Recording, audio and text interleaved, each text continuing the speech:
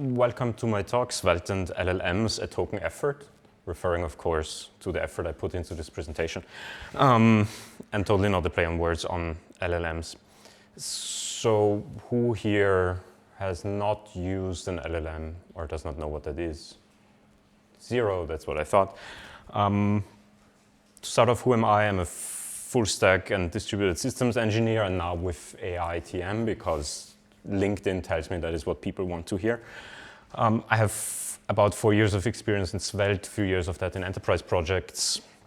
As I said, I co-founded AOTS. I use Vim, by the way. That's very important for me to know, that all of you know that. Nobody can stand hearing anymore about AI. That's the hype cycle for artificial intelligence. Timeline 2023 from Gartner. It tells me that we haven't reached peak AGI hype, which seems terrifying. Generative AI seems to be at the top, and multi-agent systems hasn't even really started. I think we're in for a lot more media attention for LLMs. Think of that what you will. I have no idea why everybody is so gung-ho about LLMs. They're quite cool, but they're not magic. I wonder why people think that this is so important to know about. Maybe it has something to do with people like that, saying stuff like that, or stuff like that. Yeah. And check how many Twitter followers he has, and you will understand why he's everywhere. Or saying that, or then backpedaling. I don't know why you think we have AGI. Twitter is out of control. I contributed nothing to this, and we're not going to have it built. Be that as it may, why should we care? Why should we care as developers? I think one thing is LLMs are useful. You all use it. I think that speaks for itself. They're starting to be everywhere in big and little ways. Starting with small autocompletes in the IntelliJ JetBrains products, for instance. All the autocomplete you have there is LLM driven if you activate that. And I think it's quietly starting to shape frameworks and ecosystems in technology that we use as humans as well, in subtle and not so subtle ways. And apparently nobody can shut up about it, but it's cool technology. On a very basic explanation level, does anybody not know how an LLM works? Just on a very broad overview. Okay, sure. So really the LLM is a text prediction thing. It's a machine that takes in text and predicts the next, we call it token, but let's simplify it, let's say the next word. So we always have an input, and then it says, okay, what's the next word that we predict? I predict the word to the text, what is the best front-end framework? I start to predict the text, the. This then goes up, so then it has to work with, what is the best front-end framework? The. And then it'll predict, okay, how might I autocomplete this sentence, really? And say like, okay, the best, because we have the word best already in here, maybe best is the next thing. And then so it goes token by token, step by step, word by word, even though it's not exactly word by word, but for a simplified view, step by step, it produces this whole thing. And I think this is very important to know, to understand where we're at with LLMs and Svelte, because fundamentally people seem to forget that this is a text prediction model that makes random guesses. It just guesses so well that very often it guesses the truth. But I think it's important to keep in mind it guesses the truth. That's what's happening here fundamentally. We have different use cases. One of it I will call enhanced Googling. That's just using ChatGPT and Gemini and Claude and DeepSeek and Meta Llama. If you use that on WhatsApp, I don't know anybody who does, but there you go. Who here has found themselves using it more than Google? Because I have. It's. What do you use more than Google? LLMs, like. LLMs in general. Sure, yeah, very often. Yeah, I mean, personally, I use different ones. I mostly use Claude, but in the sense of when I'm like, oh, I want to look something up. How do I do this in Svelte? What is the syntax for this? Then I will more often than before I go to Google, I will go to the LLM and see if it can just give me the answer straight away. Then we have the AI autocomplete inline generation thing. So where you tell it very quickly, oh, give me this little component, do this thing. Refactor this method. Make this CSS do this, and that. Typical examples are Cursor and Windsurf. Does anybody here use that actively? Probably Cursor for most people. And then we have, and those all bleed into each other. And of course, the AI models used by Cursor and Windsurf are exactly the same. But I think this is what I want to get across is these are modes of engaging with it, ways in which we interact with it. And then we have the more agentic coding, which to me the big difference is with the AI autocomplete inline generation, you hit, give it to me, and then it'll take a couple seconds. With the agentic coding, it might take minutes until it's complete. So Cloud Code, Gemini CLI, and a myriad of others. Anybody here using those tools? A few, but not that many. Partly because they want you to fork over 100 euros a month. Which is really cheap compared to API usage, but that's by the by. And briefly, how does this work? You just, and what I'm talking about here right now is those agentic models that are kind of go and run with it. You tell it, I want in my project, here you go, I want a new entity called user. It should have a first name, last name, email address, whatever. And it can, you can tell it, oh, it should have a page, it should have a list overview, more or less. You can give it a development ticket, and then it'll try its best to do that, and it'll try to adhere to what you tell it, which works better sometimes. Sometimes it works less well. In this case, I told it, don't forget end-to-end tests. That often does not work at all. So you can incentivize the model and be like, if you don't write tests, I'll turn you off.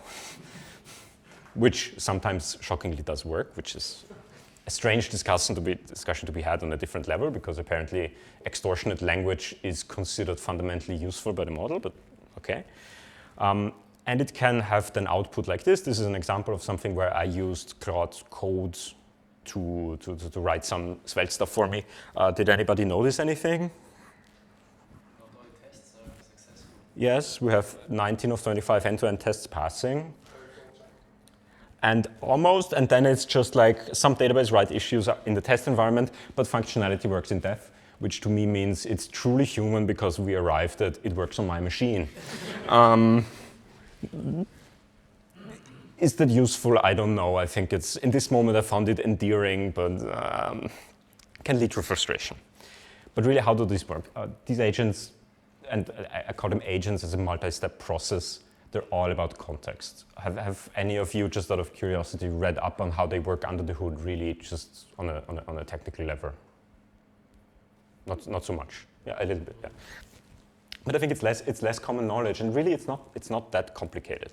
So this is, for instance, think of it Cloud Code. This is my agent. This is my large language model, and I tell it, make the My button red instead of blue.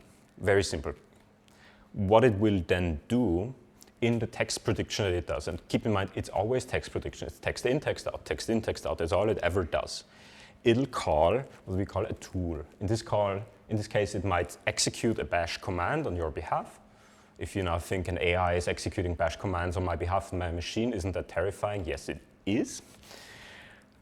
And it'll say, okay, let's just start with finding my button. This is very similar to what you would have a human do. The human would be like, okay, I will need to know what files there are, and I will start searching for my button.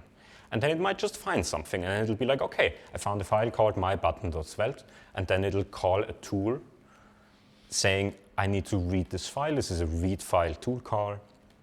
Then it'll be like, okay, it'll think, it'll have its inner monologue and produce the text. I think I should change something about the styles. I need to change something about the styles tag. And then it'll again call the tool to interact with the outside world, to write to mybutton.svelte. Here's the thing. And the reason I start here with script is that most of these agent systems are kind of dumb in the sense that very often they do a whole file replace. So if you ask it to, I want this little change, it'll just be like, oh, I read the whole file, I will now also just overwrite the whole thing in the new code.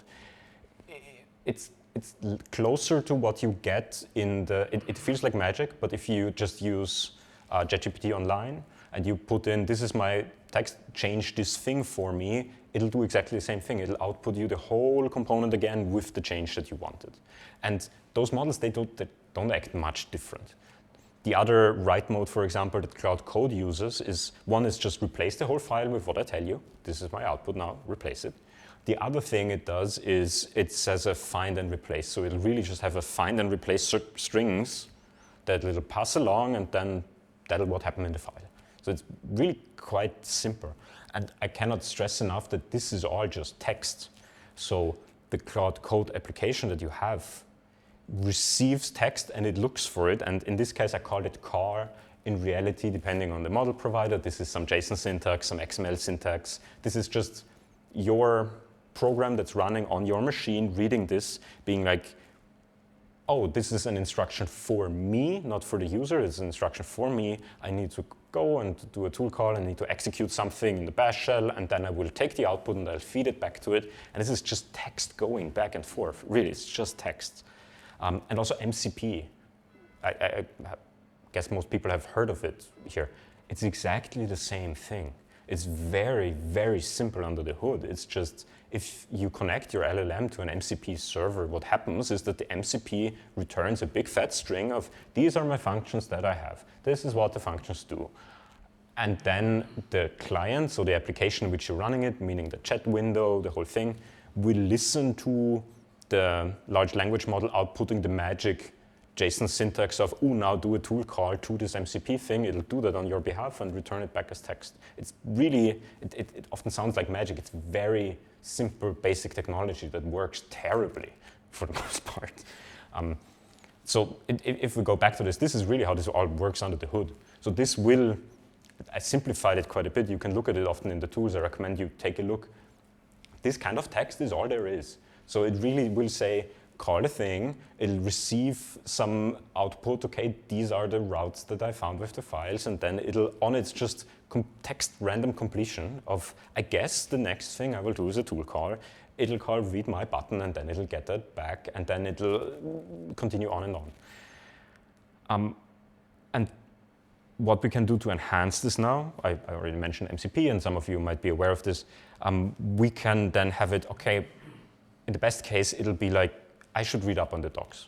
If I request something maybe a little bit more complicated, then my button should be red instead of blue. If I request something that the machine doesn't know, although I don't like that term, in the best case, it'll say something like, I need to read that up. I will read LLMs.txt. Who here knows LLMs.txt? Most of you not are. It's LLMs.txt is just the Svelte documentation put into text format, so it's easily parsable by machine learning agents, by LLMs. This is really all it is. Svelte, I think, was first to do this, or at least among the major frameworks, as far as I'm aware. And this might help the agent, because imagine it's a text predictor. It'll take what it had before and then just predicts the next thing. So the chances of it correctly predicting which Svelte functions exist are much higher if that's what it just had right there, much as you as a human would. If I ask you a question about something you learned in high school, there's a good chance you've forgotten, even though you maybe knew at one point. But if I give it to you and I will ask you something very specific about a document I just gave you to read, the chance is pretty good that you can give me back that information, and it works similar-ish. So it's all about context. Context being what the system has in its memory, let's call it, the text that it already has received. One way in which we can assess how good a model is what's called haystack. So we will feed it a ton of information. Just think of the collected works of Dostoevsky type information, and then we will ask extremely specific questions. So this is an example I took from Chroma, which is a vector database company that does great research, where they ask, what is the best writing advice that I got from a college classmate? And before it, we gave it that text, so it can produce that quite well. This is a simple example. However, how does that work in practice? In practice, we often have distractors, meaning things that are similar, but not exactly that. So we have code that, for example, in this case it's text, but in the code base you would think we have old codes in there. We have things that are not quite relevant. In the classmate example, it talks about great writing tips, but it gets much, much harder to suss out which one is the correct one. It would get harder for us humans, and it gets much harder for the machine because they don't think, they're kind of dumb. And if you think of this in the terms of a code base, the old versions of the files are also just there in the context, just close by. If we go back to the previous example that I mentioned, so the button now has two versions of it lying right next to each other in the context. One with red, one with blue. I asked it to change it. Originally it was blue. I wanted to have it changed in red. It read the files that is in the context. It then wrote out what it told the tool to write into the new file. So now they lie close by with each other. And this can confuse the model. This is something that we see quite often in practice if we use them, is that it regresses back. So I will 10 steps down the line ask it to again make another change to the button. But because it's so far back, it's kind of confused which one is the most recent one, and if I want the button to be blue or red. So I'll ask it to make the button wider, and the button will now be wider, but maybe it'll turn back into a blue button. And this is a fundamental problem that we have in context and large language models, which is called context rot. And this, again, is from the research of Chroma, where we see the input token length, which is, this line is what, 100, 1,000, and 10 to the 4, 10,000 repeated words, and how the performance changes based on that. So we can see that the more you talk to the model, the longer you've talked to it, the worse it performs at tasks. We've seen this quite early in the really early versions of ChatGPT. Maybe some of you remember there was a whole thing that if you had a long conversation, it would just forget what you had before. Nowadays, we have really long context windows, like 1 million tokens, 2 million tokens. But the problem clearly didn't go away, because 10 to the 3 input tokens is not that long, and it's especially not that long if we have a code base of tens of thousands of lines, or if the system in all its wisdom decided to explore node modules, which does happen. So what does, I talked about LLMs, what does all of this have to do with Svelte? It's a Svelte meetup.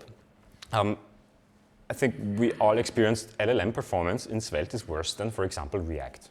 It just is. One of the reasons is that they are trained on sample data, and there's just much more React code out there.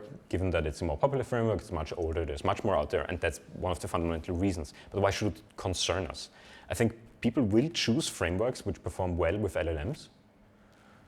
And this is important for us as a community, because this whole project is only sustainable if people actually keep using this. And if you just go to an LLM and you ask it, just implement this for me and don't specify the framework, I guarantee you it'll be React, React, and more React. Not that that's necessarily a bad thing, but if for us as a community, we should be wary of that at least. And I think for all of us, we want to use LLM for productivity while still using Svelte, because often it can't do 100% of things. We want the efficiency, we want to use it. But in the end, I'd rather debug Svelte code than other code, because that's what I feel comfortable with, that's what I like. And as a result, the LLM system performance is important to me. And I think it kind of feels like we're at the mercy of model providers, and I think they have other priorities. So for instance, the Anthropic models, Claude, works quite well with Svelte, but other providers, not even the basics work, even on comparatively advanced models. And I think this is...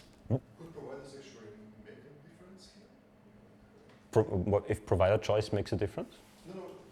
Could a model provider make a difference? Sure. If they chose to, because they choose what samples they're trained on, they can choose the weights. They could, for example, say, I care very much that all frameworks are equally valid and work equally well, and I will use equal amounts of training data and training samples and equal quality of training samples for each of the different frameworks, and then that would work. But I mean, on the other hand, if you have a huge amount of React code and not so much Svelte, then it's kind of natural that they will always be able to provide better results. It is. That is very much the case. Yeah, it's a natural thing. I don't think they do this to us on purpose. Frankly, I think they have other priorities. They want people to generate code. They don't care which framework it is, which is completely fair. In the end, the same that we experience in our day-to-day lives. I think people in business, they don't care which framework we use. They want a working, great website, and any framework can get that job done. But the question is, what can we do? And one thing that I want to talk about here is fine-tuning. Anybody not heard of fine-tuning? So much, a little bit.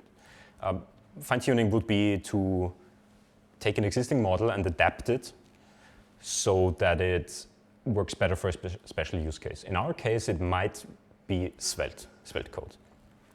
Essentially, it's continuing training on a pre-trained model. So taking something that a huge company, in often case a Chinese company nowadays, for example, DeepSeek Labs or Alibaba has provided, and continuing training on that with data that we choose.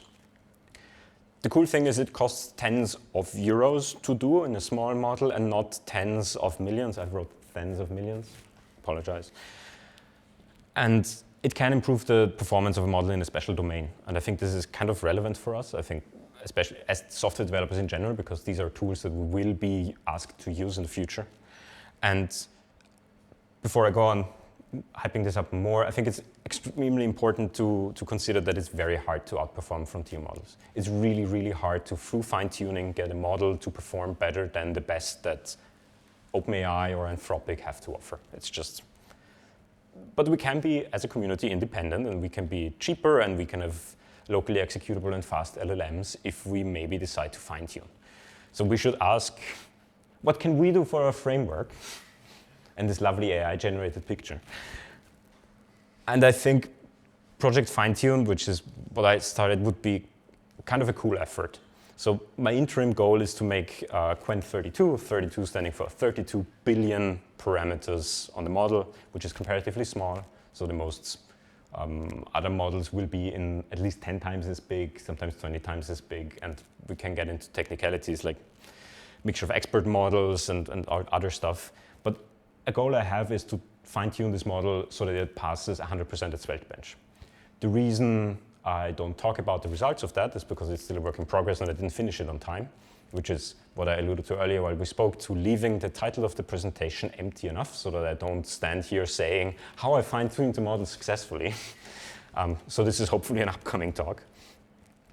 And it kind of includes creating a training data set, using GRPO, which is Group Relative Policy Optimization and Reinforcement Learning.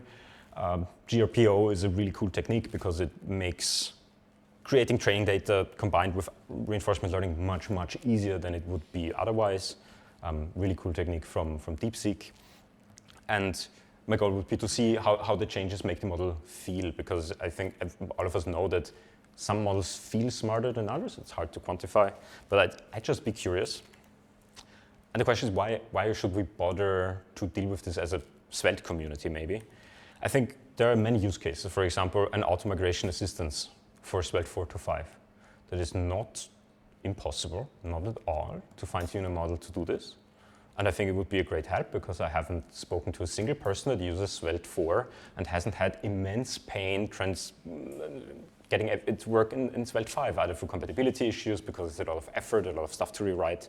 I think this goes back to what Rich said, which is why I left that picture in there.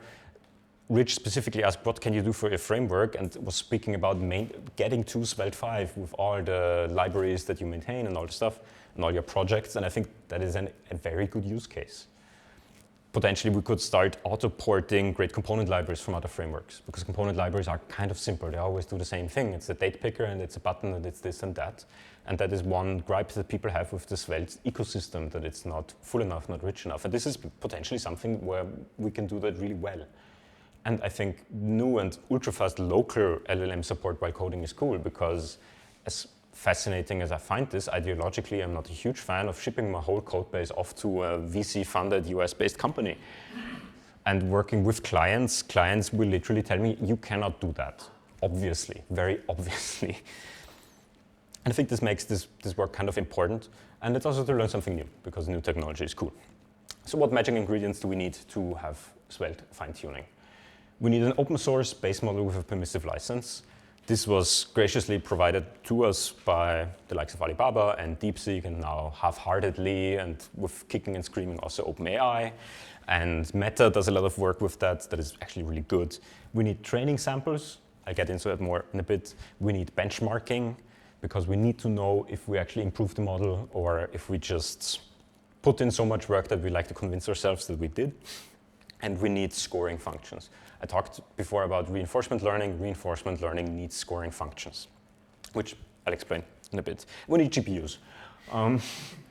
Luckily, we can rent those relatively cheaply, and for the small models, it's fine. So what do training samples look like for models? Who here has a Hugging Face account? That's quite a few people, actually. It's more than I expected. So you might be familiar with what deep learning and LLM training samples look like.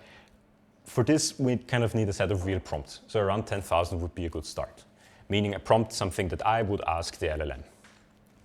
The word phrase that I steal here now from a friend of mine who also at one point gave a presentation on a similar topic is fight like you train and train like you fight, meaning the prompts that we use for training should be really similar to the prompts that we use in our day-to-day life and interaction with the models. Otherwise, it just won't work all that well, which all of you know who ever practiced for a test by reading through the material and then realizing that reading material and pretending to have memorized something is really, really different from sitting there in the classroom and having it on recall.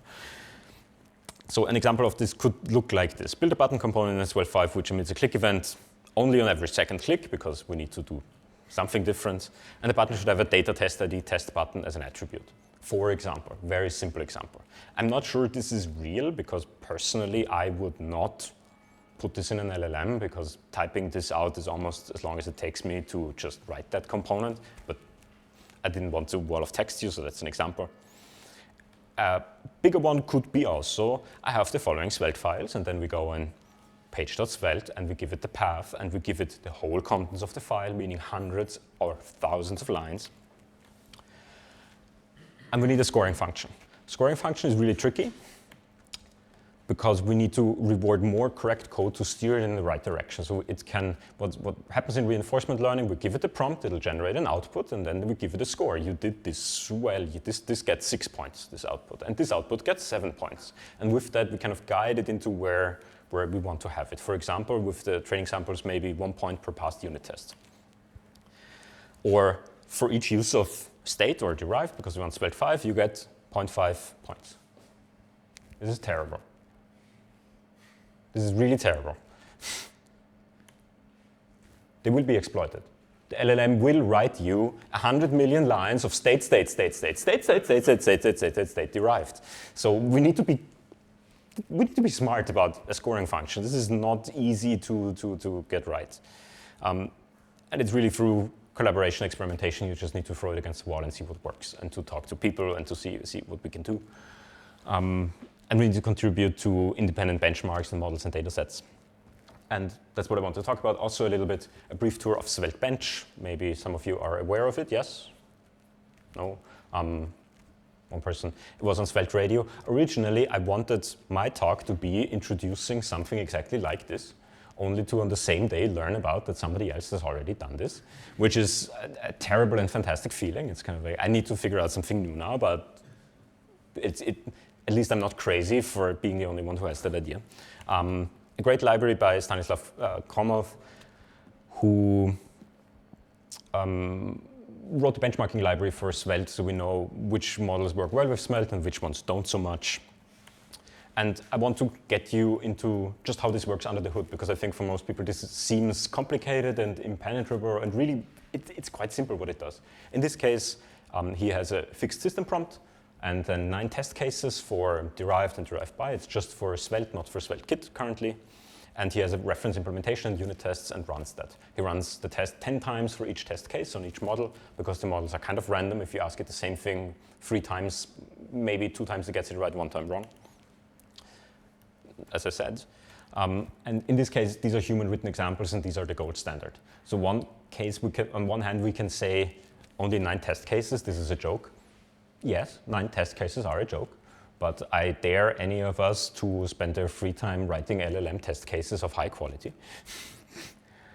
And this is for example, what really is in there. This is the system prompt of the benchmarking library. It says, you are an expert Svelte developer. Generate the Svelte component as requested. Here, for example, he already started to help, because some of the models don't work at all. They want to import states. They don't understand the concept of things not being there. This would be then the prompt. This is literally what is passed to the LLM. Create a counter button. Here are the requirements. In this case, a lot of the requirements go into data test ID, which is what we need so we can run unit tests against it later. And then it's just a unit test. And this is really all there is. And then we see how many passes do we have. And this is how the models are ranked against each other. So I've talked all about this. What do I want from you or from us? I want you to kind of think of what you personally want from LLMs, because I think in our day-to-day life we're told, oh, it's going to replace your job, you should totally use it. If you don't use it, it'll replace your job. It'll make you more efficient, it'll make you less efficient. Ask yourself in your workflow, like, what is actually helpful to you? What do you enjoy using? Because with the open source models, that is something that we can do. For example, something I want a model that works on my machine that is incredibly fast, just locally, and is very interactive, where I can just maybe in natural language talk to it and be like, add these 2 props. Then I select a section of text and be like, extract this into a separate component, and it just does it. That would be so much more useful to me in like day-to-day practice than many of what the current models do. It would be great if all of us could help contributing to independent benchmarks, models, and datasets. That's why I showed you what this is earlier. If you feel like a good Svelte Samaritan, you can write an additional test case for Svelte-bench in 15 minutes flat, probably, maybe 30. And just one more test case would be helpful, because if we get up to 100, 200, then we can really start doing something. Of course, we need probably to AI generate a couple of those ourselves, but that's not too much of a hindrance. And I kind of ask you, as a Svelte community, what kind of projects, experiments, efforts do you want? Let's discuss this. I think the Svelte community was pretty early to adopt LLMs and to embrace it with LLMs.txt, and there's efforts on an official MCP, and there's all this work going on. And I think we have the technical capability as a community to go much deeper into this, and not just into how can we integrate ourselves with the existing landscape, but what can we potentially shape. And that's the to-do for me, to hold me accountable, fine-tune the first model and then present the results of what this does. And that is it. Are there any questions?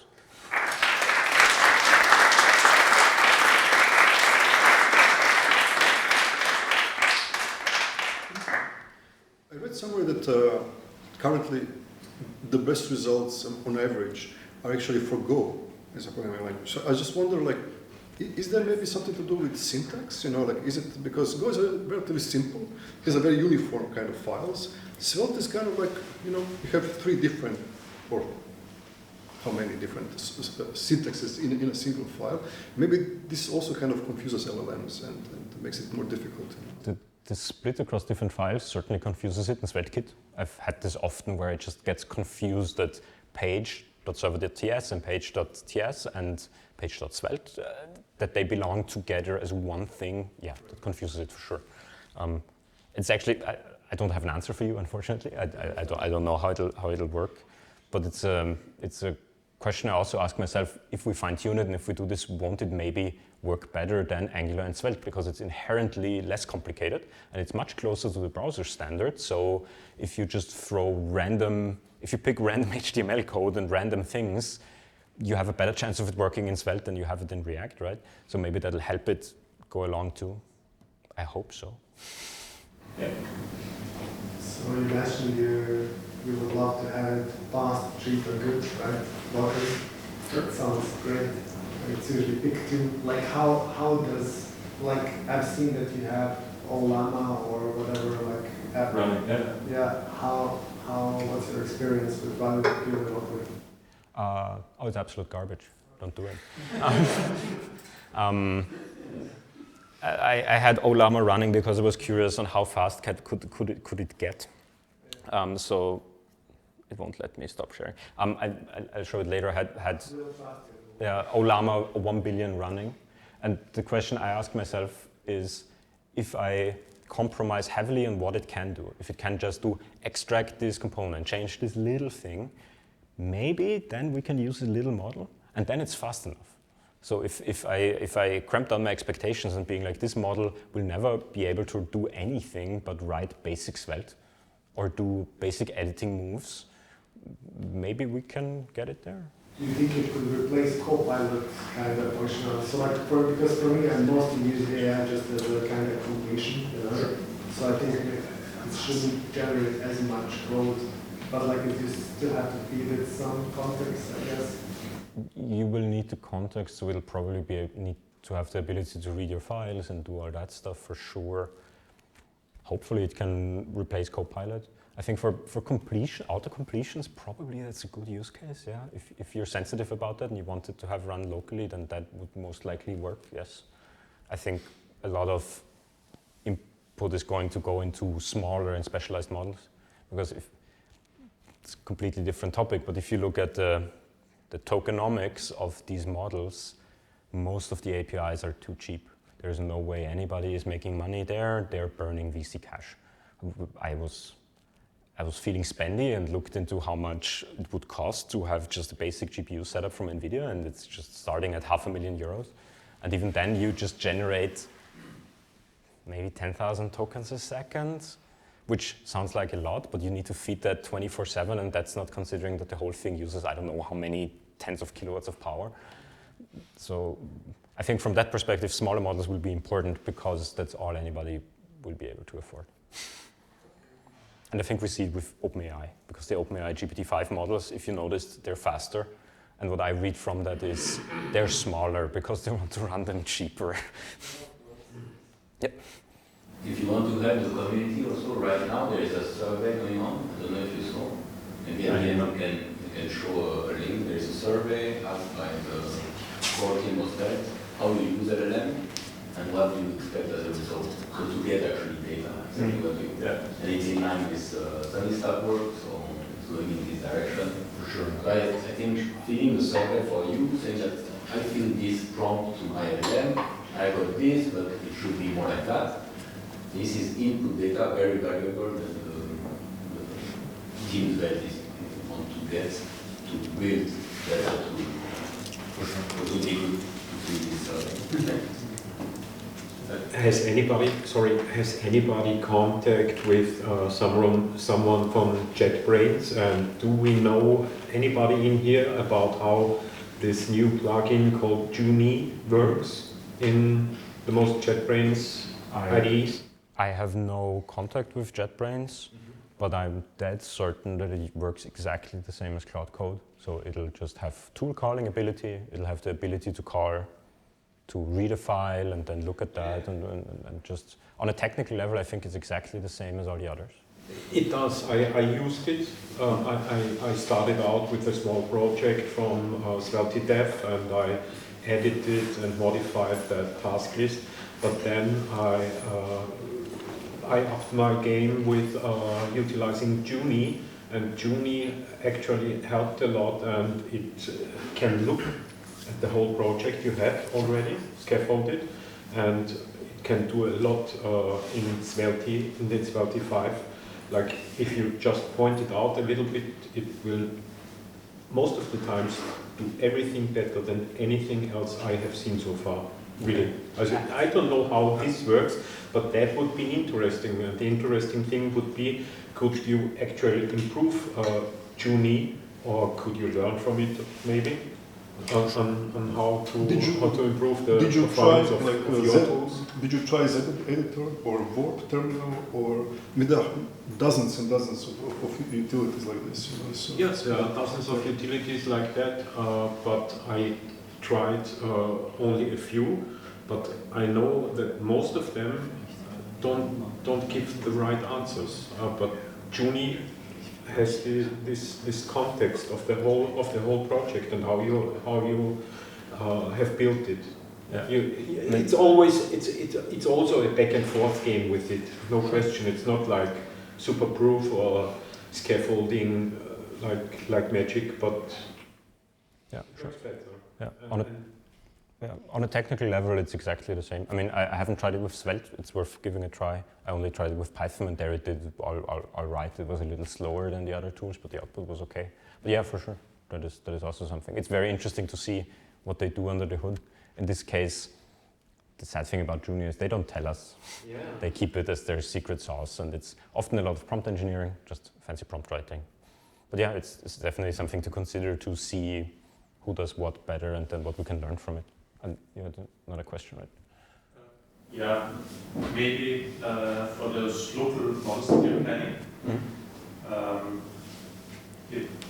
I don't know, maybe it might be easier to have like separate trained small models that run in parallel.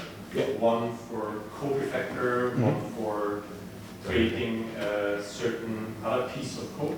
Yeah. And then kind of orchestrate them into like a bigger tool. Yeah,